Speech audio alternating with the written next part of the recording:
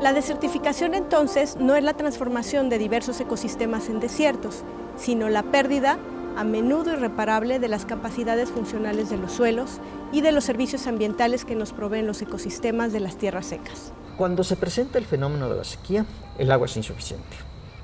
Entonces eso obliga a que para satisfacer esa demanda se tenga que echar a mano de donde se puede. Por ejemplo, extraer más agua del acuífero, secar los embalses si es que se tienen. Entonces eso crea problemas ambientales en términos de sobreexplotar los recursos naturales. Pueden pasar décadas, incluso centurias, para recuperar la condición original. Por tanto, pues en términos de esa recuperación, lo más práctico es que no ocurra. En México, las primeras acciones destinadas a evitar los efectos de la desertificación se implementaron en la década de 1970 con la Comisión Nacional de Zonas Áridas. Pero no fue sino hasta 2005 que se creó el Sistema Nacional de Lucha contra la Desertificación y la Degradación de los Recursos Naturales, SINADES. El objetivo principal es revertir el proceso de desertificación. Los programas que existen se refieren, por ejemplo, a la reforestación. Ver que haya una mayor productividad en zonas rurales, también en zonas urbanas hacer un mejor uso del agua. A la restauración y conservación de las áreas naturales protegidas, de los parques ecológicos. Muchas estrategias y muchas políticas están orientadas justamente a prevenir y mitigar todo el proceso de desertificación. A nivel mundial, la Convención de las Naciones Unidas para la Lucha contra la Desertificación calcula que entre el 71 y 75% de las tierras secas del mundo están desertificadas. ¿Cómo sabemos la diferencia entre una tierra seca y un desierto? Bueno, eso se realiza a través de la zonificación de superficies áridas, semiáridas y subhúmedas secas. Entonces, esto se hace a través de los índices de precipitación y temperatura o de precipitación y evapotranspiración. Entonces, con estos índices se delimitan las zonas en donde puede haber una desertificación.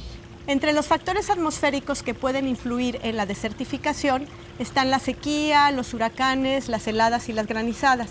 Sin embargo, es la sequía por mucho el factor natural más importante como detonador o acelerador de la desertificación. Principalmente son dos grupos, las variaciones climáticas, entre ellas la sequía, las inundaciones, las granizadas o las heladas, o inducidos también por el hombre, está la erosión hídrica y la erosión eólica. El abuso de agroquímicos, la contaminación del agua también se refleja en los suelos, los cambios de uso de suelo, la deforestación, la aplicación del riego en zonas áridas, si no se hace con cuidado, puede salinizar los suelos. Todos estos fenómenos van a causar desertificación. La sequía dispara los precios mundiales de alimentos. La sequía en México causa pérdidas millonarias. La sequía, una tragedia en México. Estamos acostumbrados a escuchar este tipo de frases o a leerlas en los encabezados de los diarios. Las noticias generalmente aparecen diciendo: el huracán mató a 3 personas. Y esta es una cuestión delicada e importante, porque se ha utilizado para quitar responsabilidades. Si yo digo, ¿quién los mató? Fue el huracán, pues entonces no hay ni modo que persigamos penalmente al huracán. Este contexto y esta visión tiene que cambiar por una de riesgo, donde el riesgo combina sí el fenómeno que ocurre, el fenómeno natural, contra el que no podemos modificarlo, pero el contexto de vulnerabilidad, la combinación de ellos es lo que da riesgo y puede llevar a desastre. En esta administración se le ha dado un impulso más o menos fuerte al problema de la sequía, por qué ocurre, qué características tiene. Entonces eso nos llevó a un programa que se llama PRONACOSE, Programa Nacional contra la Sequía. Entonces nos dimos a la tarea primero de hacer un documento de soporte teórico encaminado a apoyar la formulación de medidas preventivas y de mitigación de la sequía. en conjunto con la Comisión Nacional del Agua y con algunas universidades locales que nos apoyaron para hacer todo este trabajo, en términos de unidades regionales que se llaman consejos de cuenca. La coincidencia de una gran región hidrológica que tiene, digamos, una connotación geográfica específica y que por ende lo que ocurre ahí, en toda esa área geográfica, está directa y estrechamente relacionado con el agua, con las actividades que dependen del agua y por supuesto con la administración de la misma. Esta es la relación de los 26 consejos de cuenca y esta es la distribución geográfica en todo el país.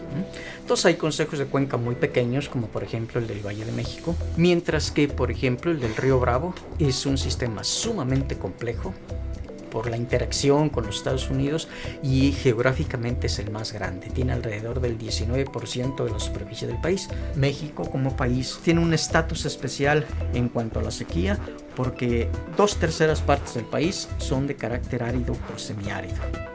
Existen diferentes formas de medir la severidad de una sequía, básicamente en términos de cuánto menos de lo que yo esperaba ha llovido. El Pronacose usa una escala del 1 al 4. Cuando estamos en escala 2 es cuando muchos de estos actores tienen que poner en marcha acciones para cada una de las regiones que de seguir la sequía intensificándose y prolongándose, entonces no sea un impacto tan severo. Cuando llega al nivel 4, el gobierno federal tiene que entrar con acciones en términos de racionamiento de agua, en términos de apoyos a la población, o sea, es mucho más estricto porque llegar a nivel 4 significa una situación de crisis extrema. O sea, la gente tiene que saber realmente cuánta agua tenemos, cuánta agua debería uno consumir. Lo común es preguntarle a la gente, por ejemplo, en la ciudad, oye, ¿cuánta agua consumes?